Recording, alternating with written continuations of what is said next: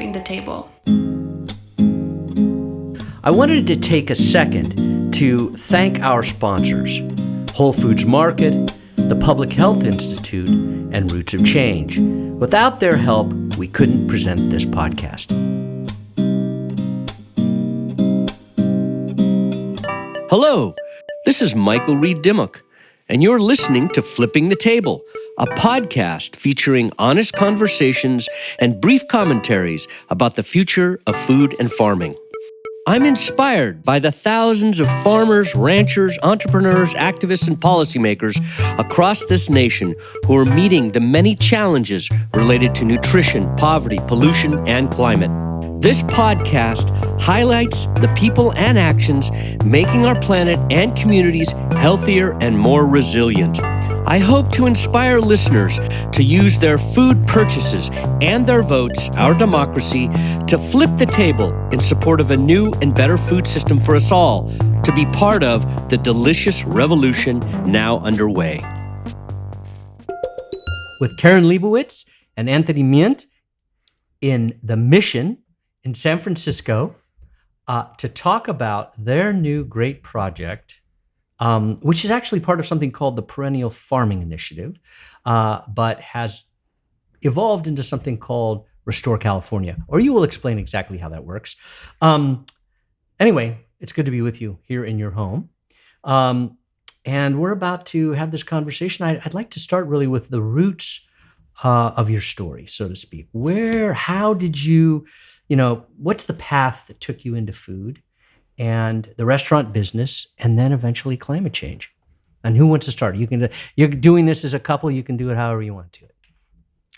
I think that our path to food, or our path to restaurants, was probably a little bit improbable. I was a line cook at the time, and then we started as a food truck, and really didn't expect it to go anywhere. It was kind of a hobby, but it happened to be at the start of kind of new media, and Twitter was just launching. And I guess you could say that it went viral and it went crazy, and there was a line for the truck before we even set foot in there. And then shortly thereafter, that became a pop-up. And in some ways, that was even before the term pop-up existed. And so we helped kind of popularize that. And we did about 140 events with different guest chefs where they did half the menu and we did the other half. That was in 2005? 06? That was in 2008. 2008. Okay, it was that late. Okay. So 11 years. Yeah, about 10 or 11 years ago. And eventually that became Mission Chinese Food. Mm-hmm. And Mission Chinese Food is still going, and it has always had a charitable agenda. Mm-hmm. We've helped raise over 1 million meals for the food bank. Mm-hmm. And I guess about 7 years ago, we had a daughter and started thinking more about food and climate change in the future. Ah, interesting. For Karen, how about for you? Well, I would actually start a little before Anthony started. When we were dating, he explained that he had a vision of running a food business that would do good for the world. And I did not let that stop me from marrying him. And so we were newlyweds when we started that food truck, really as a hobby. Mm-hmm. And then the pop-up that we did was at first once a week and then twice a week. And through that whole period, I was a graduate student. And then I went to, I was a professor very briefly. Mm-hmm. And then I came back to the Bay and realized, that the work that I had been doing with Anthony was as important as the teaching that I had been planning to do. And so in that year that I first came back, we transitioned from Mission Street Food, our pop-up, to Mission Chinese Food. We helped to open Commonwealth, and we wrote a book together that was really half cookbook, half manifesto, half something else. We had a lot of halves in there. It was thirds, right? Thirds and thirds. And so it was, I'm curious actually to go a little deeper even. that's a value that reflects some sort of value set. The fact, Anthony, that you just thought you wanted to do something good for the world through a food business, and the fact that you didn't let that stop you, Karen, that says something. And that you decided not to teach, that this was as important as teaching. So I want to understand a little bit where those values, where that mindset came from. Do you guys know? Do you think about that? Well, I think that the moment that we got started in 2008 was really a kind of turning point in the culture where food was getting much more attention in the larger culture, like chefs were becoming celebrities. Slow Food Nation happened that year. Exactly. And we were in the middle of a presidential race, Right. and Obama was elected right at the beginning of our food truck. And I think we didn't understand at first that it was a way of communicating with the world, but we quickly understood that. So because we changed our menu every time we were open, we started a blog. And then because we were giving our profits to the food bank and different food pantries, we would visit them and write about them on the blog. And so I started to do food writing that way. Mm-hmm. And I think it was a kind of boot camp for me in food writing at the same time that Anthony was going through this kind of chef boot camp of changing the menu all the time and just constantly coming up with ideas. And so I think that was very formative for us, but also exhausting. So you mean the constant change? Yeah. And the boot camp, the boot camp. Boot camp's exhausting. Just putting together a new concept twice a week and managing to communicate it and also, just actually get the ingredients and do all the things. Mm-hmm. So Karen likes to joke that it was like planning a wedding twice a week. Yeah. So it was like we had planned a wedding and then we turned around and planned a huge party twice a week. And then at some point, one of the people we worked with, Danny Bowen, said, what if we had a Chinese restaurant inside the Chinese restaurant? And so that's what we did. Mm-hmm. And that was nearly 10 years ago now. Yeah. And it's an institution. I mean, it's people come from all over to go there, and it's, So that has to feel good. Has that been a sense of satisfaction, I guess, or accomplishment, or? Yeah, for sure. I mean, it's in my mind, it's one of the most interesting restaurants in the world. Like if you go there, it's a weird old place that has a lot of character. The original owners still own it. The owner's mom is in there, like picking herbs and watching soap operas, and there's gangster rap music and weird Chinese food, and it's a lot of different classes and types of people. Mm-hmm. I think also it has now raised enough money for more than 1 million meals through the local food bank. That's phenomenal. Which is not equivalent to $1 million. The food bank really makes the dollar stretch. Right. But doing that feels really important. So we had gotten started in the midst of the recession, 2008, 2009. And there were a lot more people needing food in the city, in the region. And so it felt like a very urgent need. And then, as Anthony mentioned, in 2012, we had a child, and some of that pressure on the food banks had been relieved. And our experience of parenting made climate change feel like the most pressing issue. And so I think for us, having the experience of making a restaurant that really enacted our values was something we'd already worked through. And then we took that into the climate change realm. With the context change, a new issue arose that was fundamentally important to you. Mm-hmm. And really it was because of your child. That was 7 years ago now? I think it was because of our child, but it was also because of some things that made climate change harder to ignore for all of us. Mm-hmm. And because we had been in the business for a few years and we said to ourselves, what is the impact of our businesses on the environment? Like, what is our responsibility as restaurateurs? And so we started to research that. And what we realized was it's really hard to find out, Anything. Yeah. I mean, we ended up doing a life cycle assessment with a consulting group and to find out what the impact of Mission Chinese was. And what we learned was the majority came from ingredients. And that really surprised us. You thought it would be the energy? Yeah, I thought, we do delivery. So there's all this packaging and transportation and, who knows how much people are wasting at the end. And, I guess I was thinking about it primarily in terms of energy and transportation and kind of waste. But it was really about the process of creating the ingredients. So this is a good segue, I think, to get into zero food print, right? Because that's really, it sounds like this was the genesis. So why don't you explain what zero footprint was? Because that's the thing because that's actually how I started hearing about your kind of climate work. Sure. I think that, as Karen mentioned, we did the study, another amazing restaurant, Noma, at the time, the number one restaurant in the world, did a study. And I think, first of all, at that time, I don't think there were any chefs working on climate change. I don't even know what that would have meant. I didn't know the first thing about what the problem was or how to solve the problem or anything.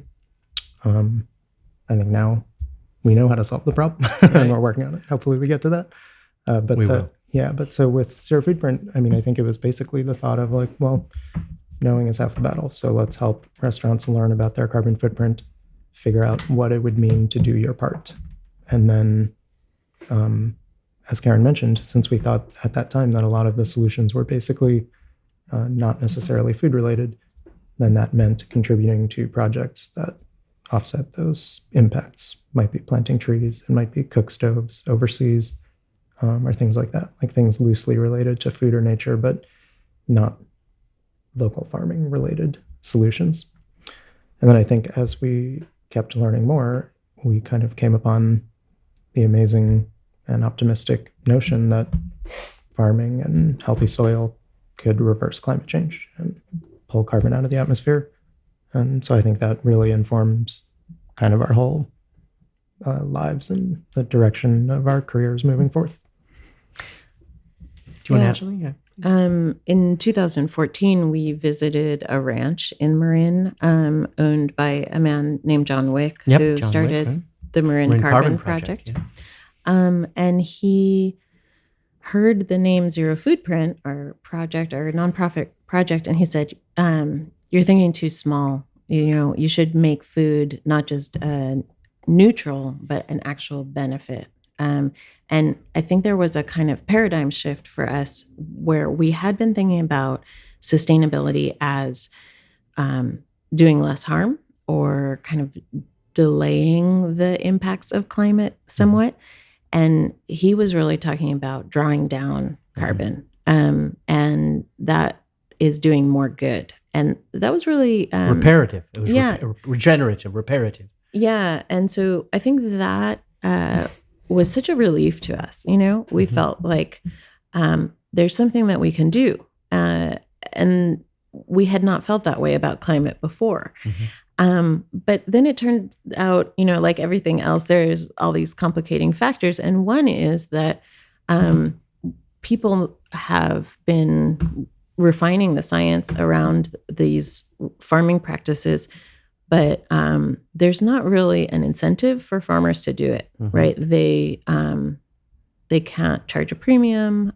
People don't know about it. And there's some upfront costs. There's some benefits as well, like having soil that is rich in carbon is much more climate resilient. Like it can withstand both drought and flood much better, and wildfire, which is especially important around here.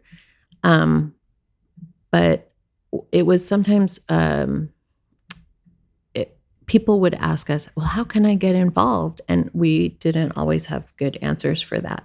Okay, good. And before we get into actually your partnership with the state of California, because I want to get to that, because that's really the big, exciting new thing. I want to talk a little more because I remember Anthony, you came up to Shed Mhm. in Healdsburg before it closed, sadly, and you gave a presentation. I was at that dinner where you guys prepared a meal and you showed slides about the impacts of restaurants and foods, and it was basically the primer that could be used. That you could present to any restaurateur or investors in a restaurant to convince them to come participate in. At that point, it was zero food print, right? So Zero Food Print is a program, and the nonprofit that has been incorporated as a tax-exempt organization is called the Perennial Farming Initiative. But that presentation you gave, is that what you were giving to other restaurants in different venues to promote the idea so they would adopt the practices or the system that you had developed? Well, I mean, restaurants are all different, and so it's not like they're just sitting there waiting. It's not like an office where people are coming through and giving presentations and stuff like that. I mean, I've given similar kind of talks at steak bird provisions and to like the manager of a place or things like that. But there's no one way of doing things. But I think what it sort of comes down to is that there's a lot of chefs and restaurants who want to do their part, but they don't necessarily know what that would mean. And so I think that the first thing is kind of creating a framework for how to do your part at all. And so with Zero Food Print, we're kind of simplifying things down to just carbon footprint, because things can sort of get a little bit dizzying if you consider every possibility, like straw, saving water, sustainable seafood, and it's hard to prioritize. And I think what's useful about carbon is that in some ways you could view that as sort of a currency, or it has like a numerical and kind of quantifiable, aspect to it. And I mean, in fact, there is in the world like a carbon market and such things. And it's, basically starting to become increasingly easy to link that to food. Meanwhile, like there's all these, the state of California has pledged to go carbon neutral, and companies like Lyft are going carbon neutral. And so I think I think if you were to think about it, if every business and every corporation and every person was carbon neutral, I mean, I think we'd solve the problem. Problem solved to some extent. So yeah. So to build on what Anthony was saying, a lot of restaurants would like to be a part of the solution, but don't necessarily know how. And so Zero Food Print gave a way of understanding their impact and getting offsets. But the big step forward that we've made recently is to actually take that offset money and put it into healthy soil. As that's part of the supply chain for these restaurants. So that's the partnership with California that is another program of the Perennial Farming Initiative called Restore California. So it's building on the work that we did with Zero Food Print, but it's radically simpler so that more people can get involved. Because I think a lot of people do want to do their part to... They just need a vehicle. Yeah, we don't have a lot of good vehicles for making positive change. So let's go, Anthony. Go ahead. Well, I was going to say, like one big kind of aha moment was learning at one point that organic produce, organic farmland, represented less than 2% of farmland in the U.S. Yeah, and so this is a term that I think we all know has gained traction. Like no one can deny that. It's on the shelf at Walmart. Everybody knows it.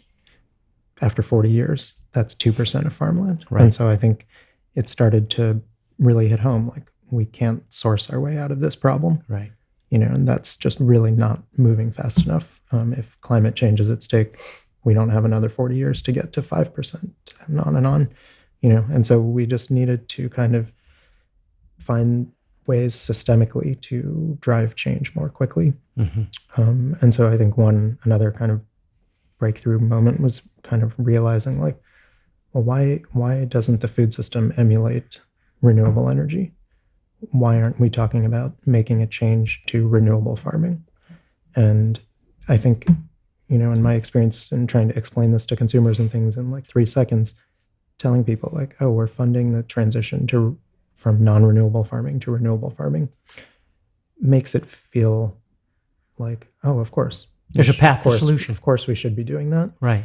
It's easy to say yes. But also in food, I think that nobody is working on sort of like improving the grid. Like there's great chefs sourcing well, and it wouldn't even make sense to be like, and we're going to, as a restaurant, like we're going to put $10,000 into some farm somewhere. We're not serving the food. That would be like that would be crazy for a chef, to ask a chef to do that. But if it is part of a framework of like, we're doing that and we will, in doing so, become carbon neutral and we can market that, then that starts to feel like the whole food system is connected by soil and by carbon, even if it's not connected by a wire going from one place to another. Yeah, I like that, the idea of making clear the infrastructure. So I want us to just give a little context for people, and then I want you guys to actually describe what the new program is that is part of the Restore California initiative that's going on. So the state of California collects money from people who are emitting greenhouse gases. That goes into a fund called the Greenhouse Gas, I think it's the Greenhouse Gas something fund. Oh my God, I can't remember. But anyway, the GRG fund is how, in my world, we refer to it. And then that money is utilized for all kinds of things. $100 million 2 days ago, yesterday, Thursday, was put in to protect and make sure that there's clean water for low-income communities in farm country. That was done yesterday. $100 million out of the GRG fund. The Healthy Soils Program, the Alternative Manure Management Program, the SWEEP program, which is the state water efficiency project that helps farmers use water really well. All that's funded with that GRG money. So I wanted for you guys, and that money is controlled, given out, decided by the California Air Resources Board. They set the criteria that have to be used to give that money away, and then the legislature says yes or no.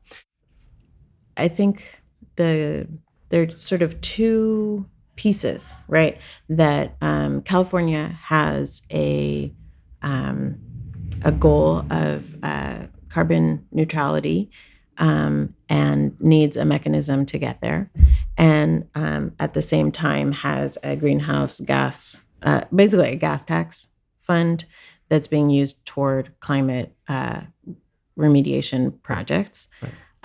And one of those, and actually a relatively small one, is called the Healthy Soils Program. And that is administered by the Department of Food and Agriculture, the state Department of Food and Agriculture. And which received $28 million yesterday in the budget. Great. Yeah. So that Healthy Soils Program gives incentives to farmers to do certain kinds of changes to their practices that make their land more of a carbon sink. So those can include compost application or cover cropping and riparian restoration. But that is set up so that the farmers have to get accepted into the program, make the changes, and then be reimbursed. Mm-hmm.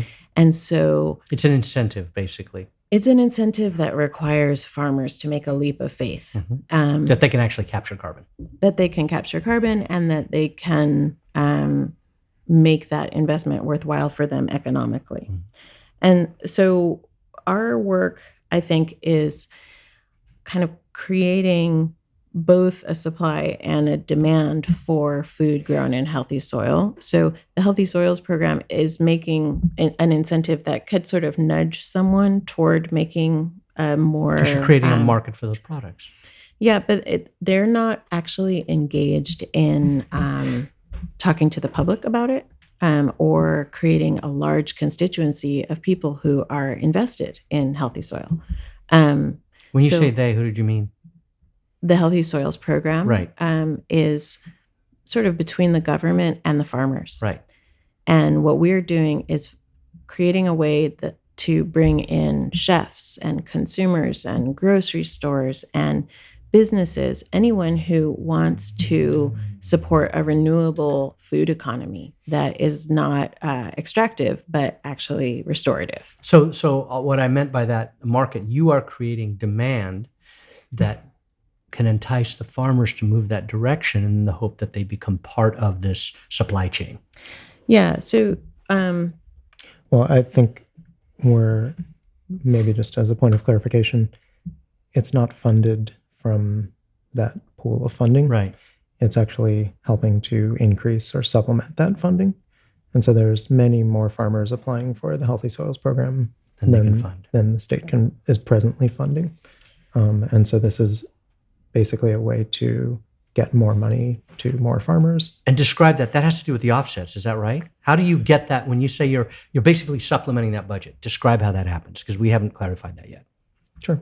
So there's two ways to participate in the program. Either you can be carbon neutral through zero footprint, and the portion of the carbon footprint from a restaurant's ingredient use is essentially balanced out by making contributions to farmers at a rate of $10 per ton of carbon. And then the other way to participate in the program is a lot simpler, and it's just adding a 1% charge on the check. And so those 1% charges, for a customer at a restaurant, it's somewhat of an afterthought. Like if the meal is $12, it's $12.12. Right. And then over the course of a year, that 12 cents per person at a restaurant, that can be a lot of money. It can be $10,000, right, maybe more. So all the participating restaurants' money is basically going into this program and being distributed to farmers at the state. Through the grants. Like we're essentially issuing grants along with the state grants. Okay, so that's the part I'm not quite clear on. Are you picking the farms that receive that 12-cent accumulated, or is that going through the Healthy Soils grant making program?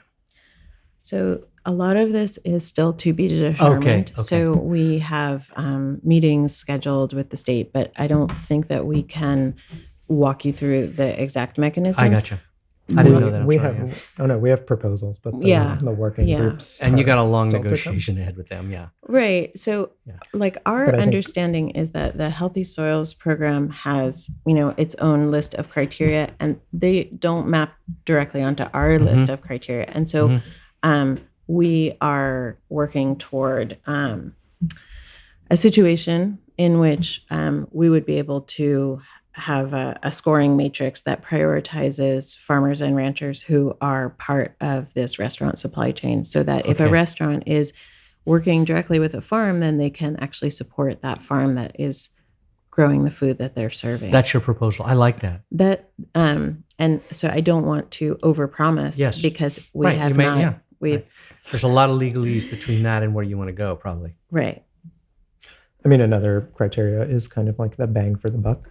Mm-hmm. So if one plan takes 100 tons of carbon out of the atmosphere but costs 10,000, and another plan takes 100 tons out but costs 100,000, we would favor the more effective plan. Right. And so those are kind of some of the criteria, but that we would be bringing to the table as proposals. But there was a big announcement. I saw it. I mean, it came out, CDFA and CARB. Everybody was talking. You guys were in the paper. I mean, it was a big thing. But that was basically overall agreement that you are going to march together now to figure something out. Was that what really it was saying?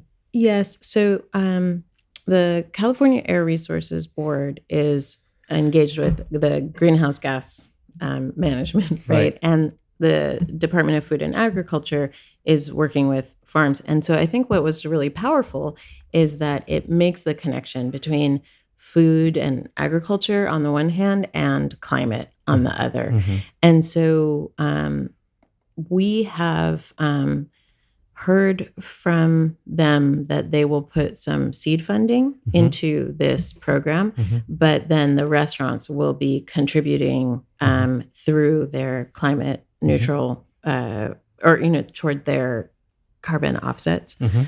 So that would replenish the fund. Okay. And then we would be able to, work with them for their expertise and their outreach. So the goal would be to have this replenishable fund so that you can keep doing the outreach to recruit more and more restaurants to participate. Yes, so that restaurants would be incentivized to participate, not only because of the value that they can offer to customers who are interested in doing their part, but also that organizations with procurement policies can say, we want to work with these Restore California renewable restaurants. So it would actually boost demand for these restaurants. And so it becomes a virtuous cycle. Are you going to have, is the vision that you would have a way on the door of the restaurant, like a slow food snail or something like that, identifying the places so that people will know? Because I'm exactly the kind of person you would be attracting. Is that the idea? Yeah, I mean, for sure there will be like, a sticker in the window or that kind of thing if the chef or restaurant wants that. But as Karen mentioned, I think the more powerful tool would be, if the state government, someone's planning a meeting or booking tables, planning an event, and you're on the preferred list.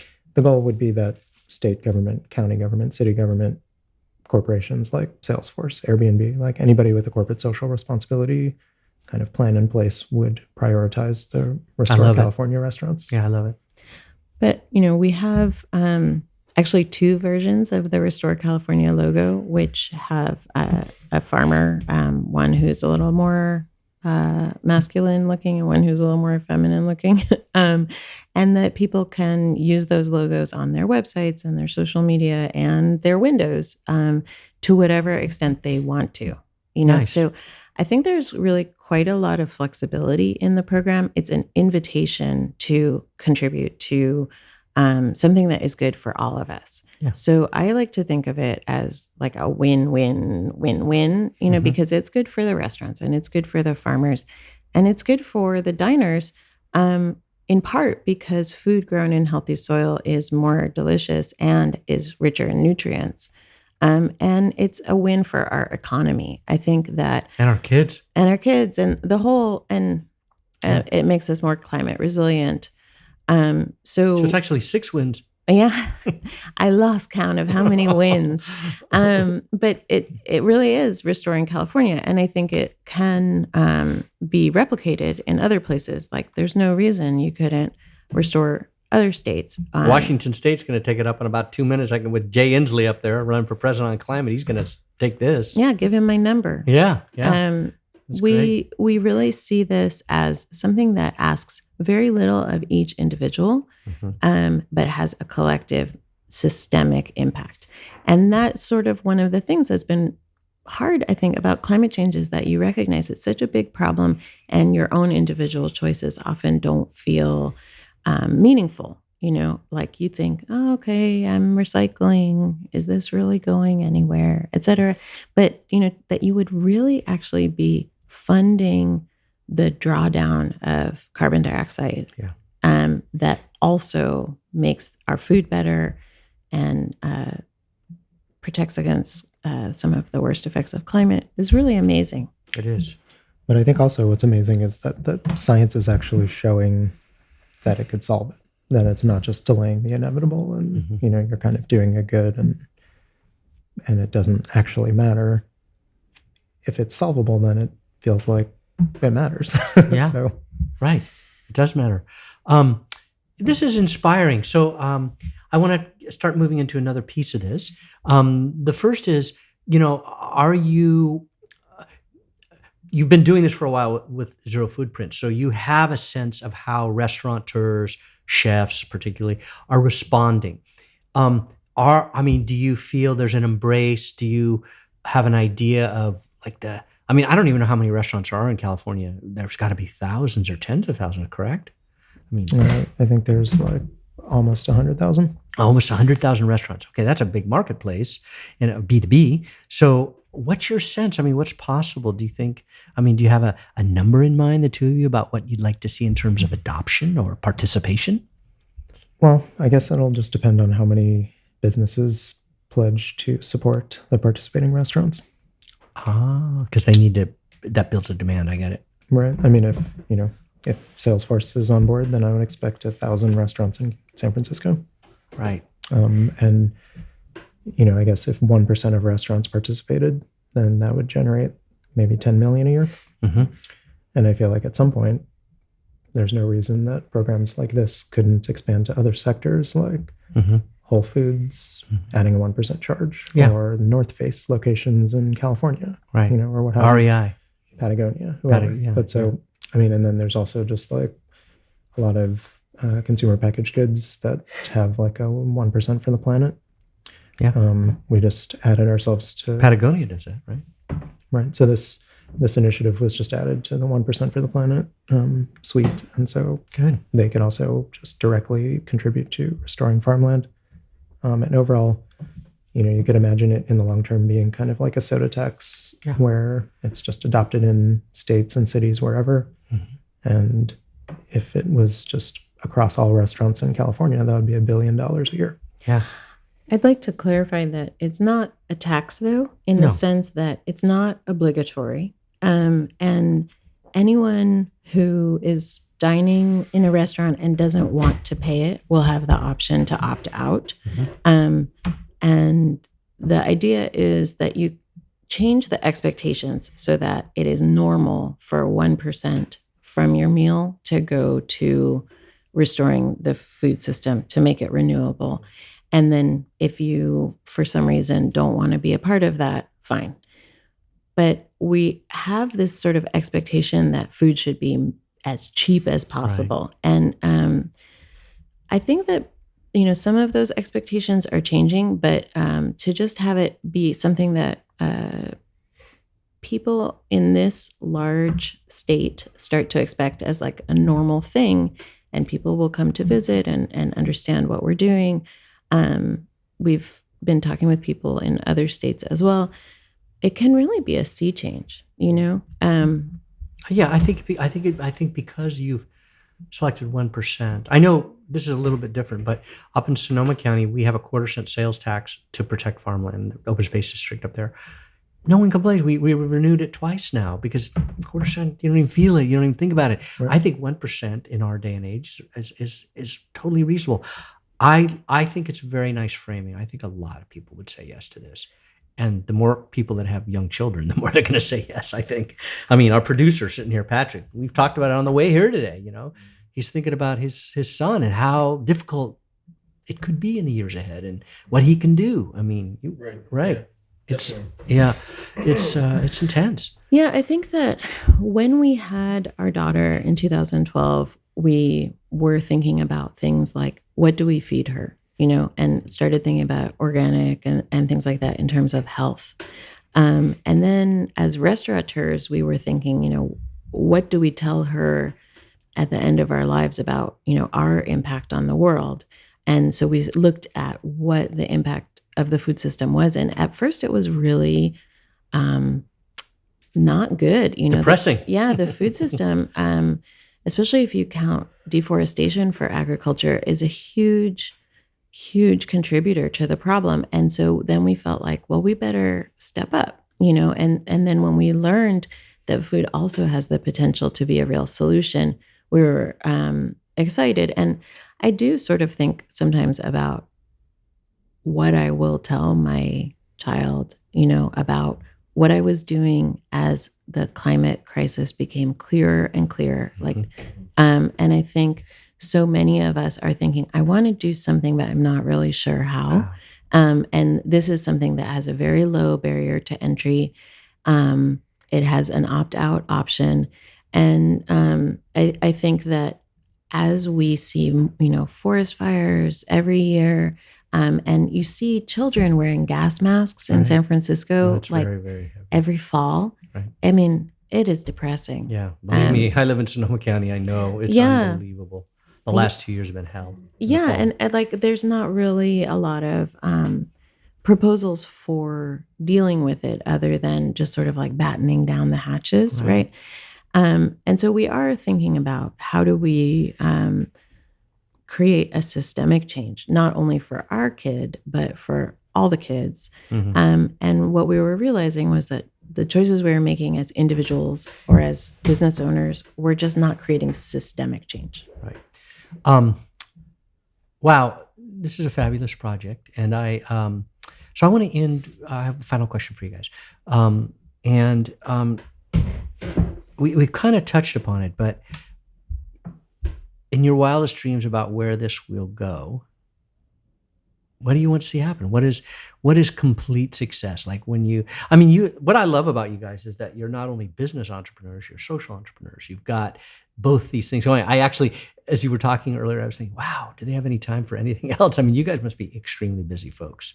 So, when you think about all the time, the sweat, the energy, the heart you're putting into this, the money, because time is money, what would make you feel like it was all worth it? I think that if we get to below 350 parts per million of carbon in the atmosphere. For me, it would be a few things. If we could restore all the carbon back in the soil. After 400 years of plowing and everything that's been going on? Yeah. If composting was kind of viewed the same way as recycling in a lot of places today, where it's just sort of like, oh, of course, we recycle the nutrients back into the soil. And then really just if for chefs to grab this and run with it and to really feel like, to engage with the topic and feel empowered to solve the problem. Okay, that's good. And actually it raises another question for me I'm going to follow up with. Are there other chefs? I mean, Mission Chinese. So everyone out there, when you hear this, go to Mission Chinese, support their work. But are there other chefs who you feel that you're really glad have joined in this effort and you want people to know about? I mean, there's a lot of great restaurants and chefs that are on board with Zero Food Print, and we'll see with Restore California, State Bird Provisions, Flour and Water, Bennu and Corey Lee's whole group. But honestly, I don't know anybody who has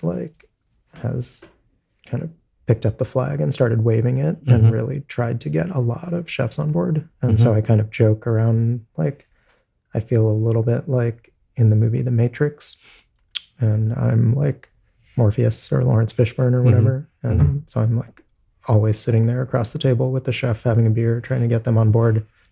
And I don't think we have found the Keanu Reeves yet, who's just going to blow up the whole system. But I do feel that we are at a turning point. So today I met a friend at a clothing store that was explaining on some of their signage how they were doing, more sustainable silk production. And it said this is what we're doing right now. And in 2020, we're going to be making silk through regenerative agriculture. And I felt like, wow, paradigm shift. Is this really happening? People are understanding that the ways that we use land can be good or bad. And we can make those choices. And the choice is pretty clear, economically as well as environmentally. It's just makes sense. So that was very exciting to me to think about other industries getting involved. So definitely people outside of the food world are doing great things. And then I see a lot of, I take a lot of inspiration from people who are working on food from other angles as well. So in England, there's a restaurant called Silo, and the chef is Douglas McMaster. And I was talking with him about his passion, which is waste. And he is actually organizing restaurants in London to kind of create an alternative way of distributing produce so that there's not all this packaging waste, so that things come out fresher and you have more of a relationship with your farmers, and just really rethinking the supply chain. Good. So it's a different project, but I think it shares with us that sense that each individual restaurant can do the best it can, but really to have the impact that we need on the time scale we need, we have to collaborate. Right. And infrastructure. I mean, both these projects, the one from London and your project, are really building this infrastructure, this metaphorical wiring of the system so that people can do things and build momentum and accelerate. Yeah. I mean, if I had told 25-year-old me that I was going to be really passionate about supply chain issues, I would not have believed it. But actually, we have all these kind of mechanisms that we start to believe are the only way things can be done, but they're not. change the way we do things. And so the work that we're doing with these programs, Zero Foodprint and Restore California, are offering mechanisms for making the change that we want to see to have a safe planet for future generations. Well, great ending. Or Anthony, you want to add anything, or please? I think it all comes down to creating a delicious revolution. All right. With that, I want to thank you both for sharing some of your precious time with us. I want to wish you great luck in your work with CARB and with CDFA. And also, I commit to help you by every chef I know and talk to. I'm going to say, you guys should become part of the group of Restore California restaurants, because that's a really awesome idea. Nice. And I hope all of our listeners will do the same with the chefs that they love. Yeah, send them to our website, perennialfarming.org. Perennialfarming.org. Thank you very much. Thank you. Oh, and we should say this before we go.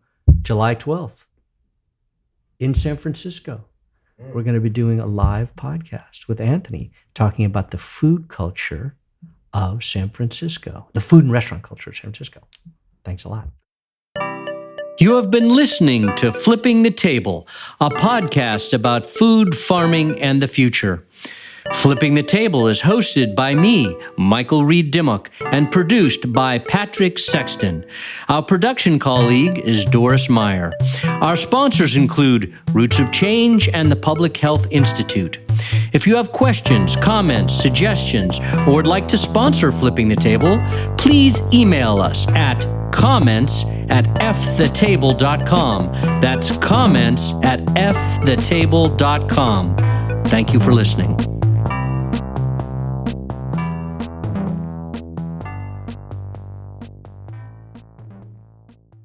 We've been focusing on great female leaders who are making important changes in the food system. Anna LaPay, the author and activist and now philanthropist, Navina Khanna, who's trying to organize the food movement nationally through the Heal Food Alliance, and Nicolette Hahn-Nyman, who has been writing incredible books and doing great advocacy around the importance of livestock in the food system. And finally, Leah Penniman, who is an author who's written a book called Farming While Black and is the co-founder of Soulfire Farm in upstate New York. Amazing interview about her life and work. These are powerful women shaping our food, and I hope you'll listen. Thanks.